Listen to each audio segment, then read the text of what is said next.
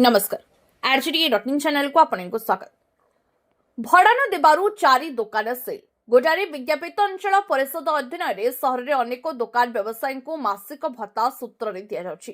सेतिमध्यरु चारि दुकाने दीर्घ मासर भड़ा एनएससी रे पैठ करनथिबारु मजिस्ट्रेट व पुलिस उपस्थित एनएससी कर्तृपक्ष दुकान सेल करछन्ति। एनएससी कार्यनिर्वाही अधिकारी प्रसन्न कुमार पाढ़ी कहवा अनुसार अन्य दुकानी माने नियमित भड़ा पैठ करुवा बेले चारि दुकानी दीर्घ मास भड़ा कार्यालय पैठ करनाहांती।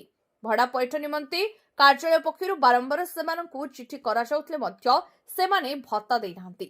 मंगलवार मजिस्ट्रेट तथा तहसीलदार ए स्नेहलता, थाना सब इन्स्पेक्टर संजय छत्र, एनएससी कार्यनिर्वाही अधिकारी पाढ़ी, कर्मचारी और पुलिस उपस्थित चारि दुकान सील कराଯାଇଛି।